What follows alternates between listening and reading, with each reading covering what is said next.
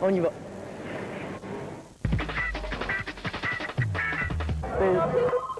Stomp Records. On est ouvert jusqu'à 6 ce soir, puis on est ouvert à midi demain. 78 Rachel Est.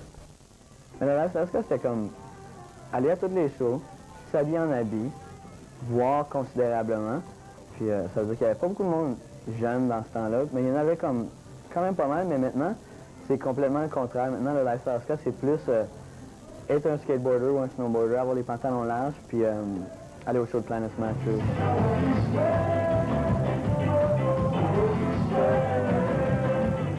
Il y a des valeurs politiques, surtout d'après les années 80, que c'était vraiment l'antiracisme, l'intégration des races. Les Specials, c'est un parfait exemple de ça, qu'il y avait le karaté noir et blanc tout partout, puis c'est ça qu'ils voulaient dire par karaté noir et blanc, c'est comme noir et blanc ensemble. Mais aussi, une grosse philosophie que c'est party.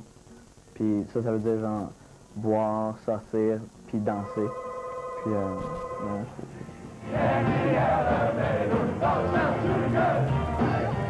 les styles, ça veut plus rien dire. Maintenant, en plus, comme le monde sont beaucoup moins portés à dire « Ah, il y a un spectacle ska ». C'est plus « Ah, il y a un spectacle de telle band, qu'il soit ska ou pas, genre. Faut que le band soit bon en premier. » Avant, c'était comme, c'est écrit ska sur le poster, genre, tout le monde se lançait là-dessus.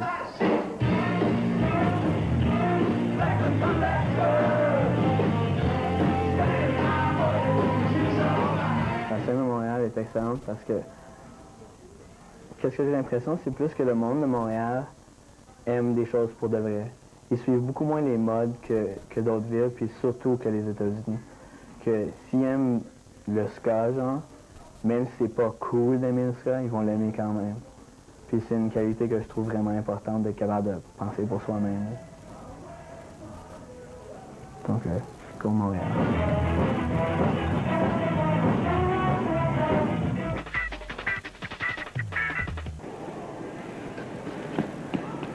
Le ska a quand même une grande histoire derrière lui. C'est un style de musique qui est né en Jamaïque, mais à Montréal, l'explosion du ska s'est faite un peu plus tard. C'est vraiment au début des années 90 qu'il a commencé à avoir beaucoup plus de groupes ska au Canada. Allô? Le ska au Canada se fait plus en anglais, bien entendu, mais au Québec, en ce moment, là, il y a un nombre incalculable de petits groupes ska francophones. Parmi les pionniers au Québec, on compte The Kingpins, bien sûr Mimum and Morgenthaler, The Planet Smashers et les frères Carbonneau sont allés faire un reportage sur l'histoire du ska à Montréal, le passé, le présent, le futur de la musique ska.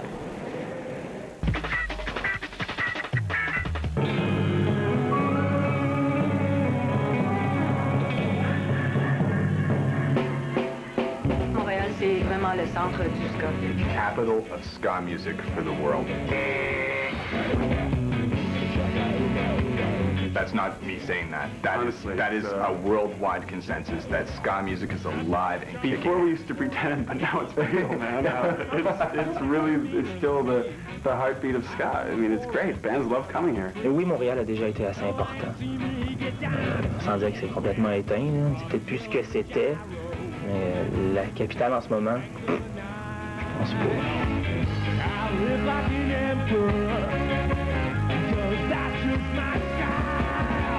Pour moi, le boom était plus genre 97-98, localement ici. On a vraiment fait des spectacles très importants puis très spéciaux. That was the beginning of the ska boom everywhere in North America. Like, that was the perfect time. But everyone in Montreal was oblivious. No one was following a trend or trying to jump on everything. It was just, they were doing it anyways, and it was perfect timing everywhere. Il y a eu une commercialisation dans les États-Unis. C'est pour ça que les gens savent c'est quoi le ska, parce que sinon personne ne le saurait. Ça serait toujours une musique underground. C'est demeuré une musique underground, sauf qu'il y a eu comme un éclairage. You know, this is ska. Bon, il y avait les Boston's, il y avait No Doubt. Bon, on peut argumenter que No Doubt c'est ska ou non, là, mais bon, les gens savent maintenant un peu c'est quoi. All of a sudden, the shows at the jailhouse where we'd have basically our friends, and the kids that actually really dug ska music, they were diehard fans. Suddenly there was lineups around the corner. The weather's fine. I'm going out to shoot the pipeline. Il y a environ 2 ans, là, il y a eu une émergence incroyable de groupes ska. Puis quand je dis ska, c'est tous ses dérivés, le ska punk, ska jazz, Swing. Oh my God, that was the worst. That didn't work. Like, nomme-les, il y en a, c'est incroyable. Il y a eu une émergence de groupes à Montréal. Aujourd'hui, il y en a beaucoup moins de ces groupes-là qui ont resté. Somewhere along the way in the last year, I'm not, trying to I'm not going to sound like this is very real. I'm not being big-headed. The Smashers have jumped from being one of the top 20 bands to being one of the top 5 bands. It's not because we got better. It's because all the ska bands stopped playing ska. The interest in ska music, as far as the press goes, has really gone down. It's no longer hot with the California music industry, which is, good and bad at the same time. The fact that it had to be hot in the first place is kind of a bad thing. Now they're wrecking other forms of music. And that's just the way it works down there, it's too bad. Back when I was a kid, my father, he said to me, say opposite of augmenter? Diminuer. Diminuer. Yes. You use really interesting words, right? Parce que c'est diminuer beaucoup. Maybe Rancid, No Doubt, and what's the other band you said? Bosstones. Bosstones started capitalizing on the kids, which is probably what just happened. And they made it into a Coke commercial, killing essentially the magic. Can you use that word? Yeah. The spirit of the whole let's get up and dance and fuck everybody else attitude, It's like now it's just changed. Now it's really bands.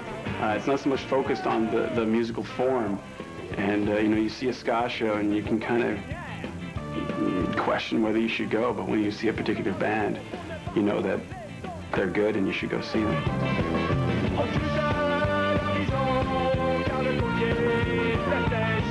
C'est meilleur que jamais en ce moment. Franchement, c'est meilleur que jamais. Pour la scène, tu veux dire? Pour nous, en tout cas. Pour nous, je sais pas si c'est pour tous les groupes, là, mais je pense aussi que ça a rapport avec le fait que le ska francophone, comme tel, s'est taillé une place depuis. Ce qui était vraiment pas le cas avant. À mon avis, c'est comme si le ska était retourné vers ses racines. Donc, les gens qui sont vraiment fans du ska, c'est retourné dans ces endroits-là, dans ces emplacements-là, les clubs où les gens veulent vraiment entendre du ska.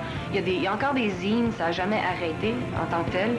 Le ska n'a jamais arrêté d'ailleurs depuis son existence dans les années 50. C'est juste qu'il y a des hauts et des bas. Honestly, ska music isn't supposed to be out there and played on your drive at 5 or whatever. This is a subculture music. It should be played in the bars, and that's where it belongs, as far as I'm concerned. And that's where I like it, I didn't do this to make tons of money. I did this because I wanted to play ska.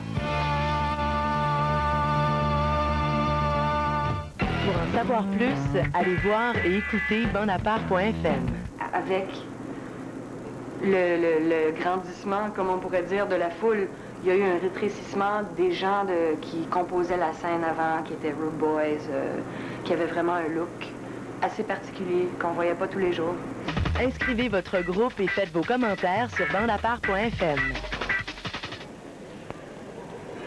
Plus tard à bandapart.tv, on va voir un portrait du groupe Tripluvien Alaska. Mais pour le moment, on va aller voir un vidéoclip d'un groupe pionnier de la scène ska au Québec. Un groupe dans lequel on retrouve des membres du défunt groupe Mimum and Morgenthaler. C'est les Kingpins. On regarde Supernova.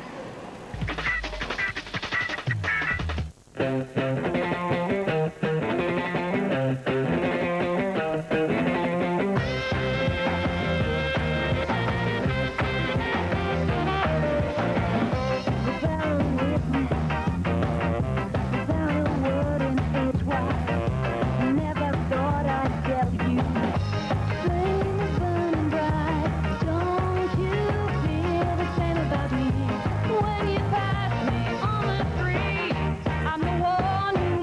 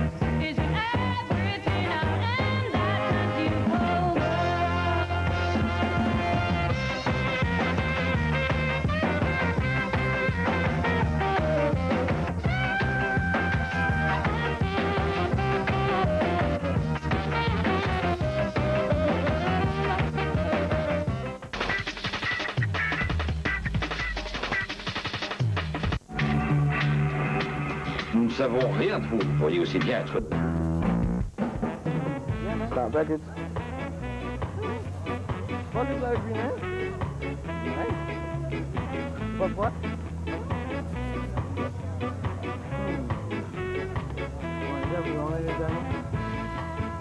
Stomp Records, ça a commencé comme une compagnie de disques. Ça a été parti en amis puis en band. C'est Planet Smashers puis les Kingpins, ils jouaient régulièrement à Montréal, puis il n'y avait pas vraiment personne qui voulait les signer. Fait qu'ils ont juste dit, ben, personne ne va le faire pour nous, on va le faire nous-mêmes. C'était beaucoup l'influence punk, DIY, Do It Yourself. Puis ils ont fait une compilation qui s'appelait le House Canadian Club 1. C'est la première compilation de ce genre au Canada parce que ça regroupait comme d'un bord à l'autre du Canada des groupes ska, puis il y avait beaucoup de monde qui ne savait pas s'il y en avait des groupes ska en Saskatchewan. Même les groupes de ska de Montréal, il n'y a aucune idée. Puis c'est bien intéressant ça, mais c'est empoigné par le travail. C'est vraiment ça qui a parti la compagnie de disques, cette réalisation-là, puis aussi deuxième puis troisième sortie, c'était Kingpin et Planet Smashers, des groupes montréalais. Puis après ça, avec les années, il y a eu comme cette notion que peut-être Montréal avait besoin d'une sorte de place où est-ce qu'on pourrait acheter du ska puis du reggae. Puis d'où vient le magasin. Stomp de ménage. Les nouveaux, Stomp de ménage. Bonne soirée. Stomp Records. On n'a pas des budgets exorbitants, fait que c'est encore le petit genre, esprit DIY que comme c'est nous autres qui fait la promo, comme moi, je vais faire un flyer puis c'est moi qui vais aller le passer après les spectacles. Travailler dans quelque chose, dans une musique que j'aime bien, c'est un bon début, là. Tu peux pas demander mieux que ça, travailler dans quelque chose que tu adores, hein. Mais au début dans la vie, ça change à toutes les années, là, dépendant comment tu y penses, là. Mais comme, sûrement que je vais pas être docteur, mais sûrement que je vais pas être gérant de magasin à 45 ans. Je suis une belle mouche.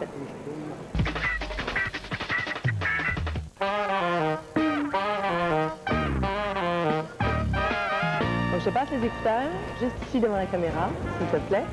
C'est pas quelque chose que j'écoute d'habitude, c'est un peu différent. La musique est entraînante. J'aime ça. Mais il va à la radio, il va de la misère à passer ça parce que c'est comment que c'est à la radio. Du français en plus, je trouve que c'est de la musique comme les autres. Est-ce que j'ai l'air d'un gars qui veut pleurer? C'est bon. Ça bouge pas mal. C'est pas ça un Québécois qui chante ça? Ça va où, ça, cette caméra-là? On va faire comme ça. Britney Spears, Bob Marley, Sizzla. C'est comme une musique de détente. Je pensais écouter du reggae à Barry O'Can. Música con mensaje. C'est comme joyeux. Ça, c'est le genre de musique avec la force que j'aime. J'ai pas de commentaires cette semaine. Non? J'ai pas le temps.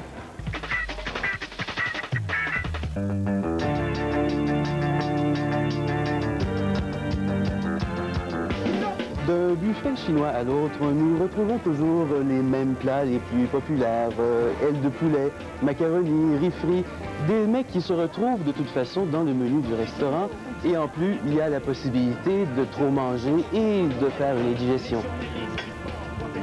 Les compilations commerciales sont quant à elles également constituées des chansons les plus populaires que nous avons entendues 1 milliard de fois à la radio et qui se retrouvent de toute façon sur les albums des artistes sélectionnés.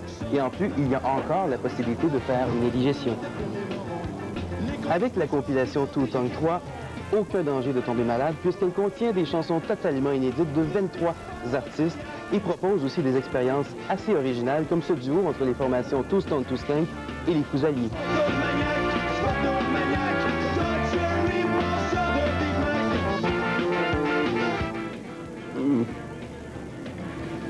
C'est la troisième compilation Two Tongue et le concept est vraiment loin de s'essouffler. On a ouvert cette fois-là la porte à des groupes qui font pas du ska habituellement, comme les Battins qui font du folklore, Overbass du hardcore, Urbain des Bois fait de la chanson, mais là, ils se sont prêtés au jeu du ska.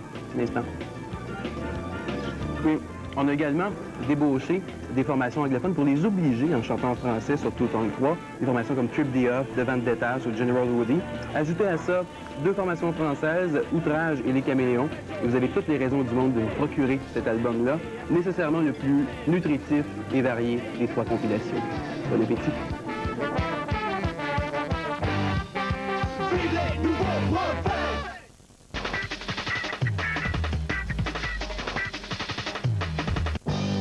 va déferler sur ce groupe Alaska à Trois-Rivières. Trois-Rivières, c'est leur ville natale.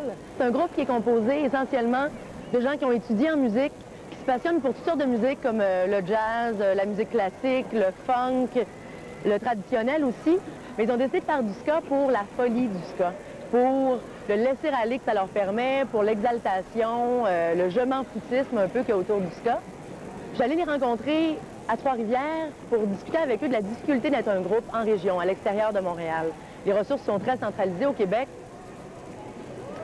C'est pas facile d'être un groupe en région. Donc, on allait en discuter en faisant une virée à Trois-Rivières. Ça, c'était très clair comme fin.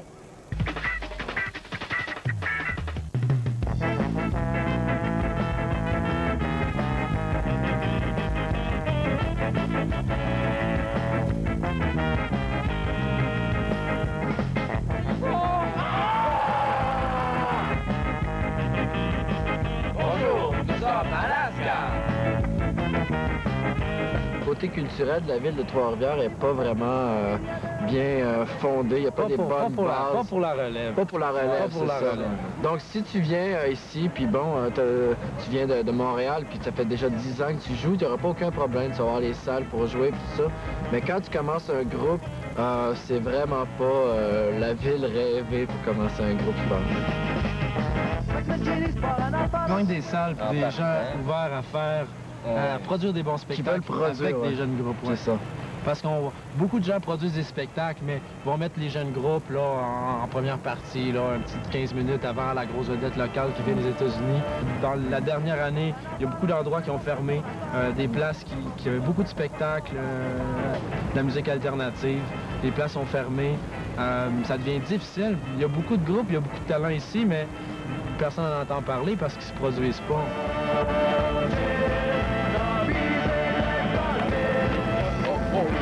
Visé drette dans le mille, tous les habitants se régalent de ta poutine. Des poutines de mecs venus tout remonter les Yacoul. On n'hésitera pas à se tirer pour en manger rien que boucher. Je veux dire, on oublie un peu les jeunes. Là. On leur fait des centres sportifs là, pour qu'ils puissent se délier les jambes, mais on oublie qu'à quelque part aussi, tous les jeunes achètent des disques, tous les jeunes écoutent de la musique, puis tous les jeunes s'identifient à au moins un groupe de musique. Faut dire que c'était la pleine lune, il était minuit, car pas le meilleur endroit pour promener tard. Sérieusement, il y a beaucoup de groupes à Trois-Rivières, il y a beaucoup de groupes, de jeunes groupes. Ouais. Les groupes sont souvent éphémères. Les groupes s'en vont tout à Montréal. Nous aussi, nous autres. Dans le monde était passé, les fantômes étaient vrais. Dans cette balade au cimetière où tout nous effrayait.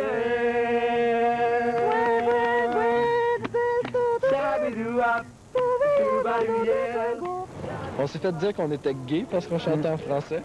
Parce qu'il reste que dans les régions, la musique que les petits bands font, c'est tout en anglais. Bon, t'es jeune, tu fais de la musique en anglais pour ressembler à Blink. Nous autres, on a tout de suite dit, bon, ben Blink, on veut rien savoir, fait qu'on va faire de la musique en français. Le monde sont critiques là-dessus, je sais pas pourquoi. Marie-Jeanne, de la Havane, Carcajou, te cherche partout. Je comprends pas d'où ça vient, parce que personne ici parle anglais. Il y a une population anglophone d'à peu près 1,5 %. Non, attends un peu, c'est 3 % de la population trifluvienne est anglaise. 3 %, puis ils veulent pas qu'on chante en français. 95 % des groupes chantent exclusivement en anglais à Trois-Rivières.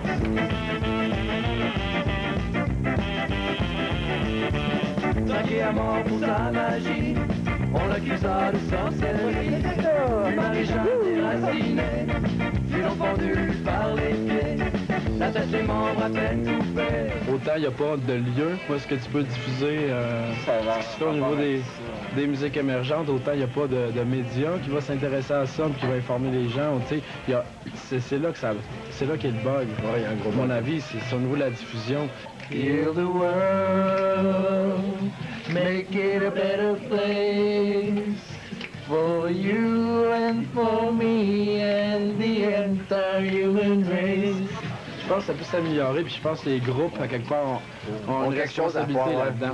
Parce que je dis un groupe qui va à quelque part calquer les modèles de groupes commerciaux ou n'importe quoi, de groupes américains, qui apportera rien vraiment original, qui apporte rien de vraiment, je dis, ça c'est ma personnalité, c'est moi, c'est ce que je fais.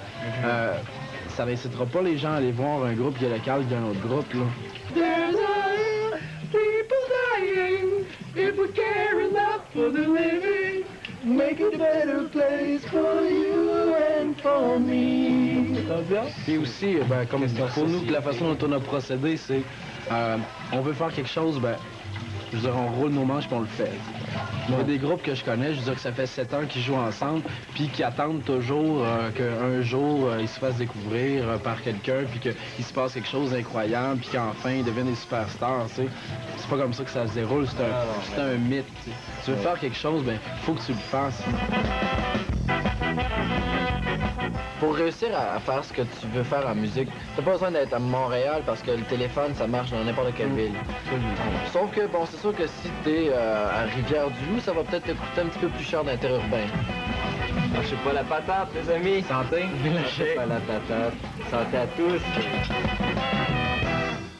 Pour en savoir plus, allez voir et écouter bandapart.fm. Internet, c'est une excellente vitrine pour n'importe quel groupe qui commence. Ça permet de se faire connaître autant partout au Québec, mais partout dans le monde aussi. Écoutez votre choix musical sur la station de bandapart.fm. La semaine prochaine, on fait une émission sur l'humour dans la musique. On va avoir un reportage sur la vulgarité. Est-ce que la vulgarité est un manque de vocabulaire? Et un portrait du groupe très absurde, les Abdigradationnistes. Un verre communicant à sa douce fiancée se retrouve à couper entre la pomme et les dents. Une fille sympathique m'a donné un narcotique. En suivant bien son adage, je découvre des mirages. Mais une chose m'ennuie, c'est une fille étourdie qui se mêle volontairement à la fête d'un enterrement. Ça n'a pas de bon sens que le patinage artistique soit si regardé à la télé. Moi, je trouve que c'est d'une platitude atroce. Je trouve ça fauné, là, leurs costumes sont laids, puis la musique est quétaine, puis...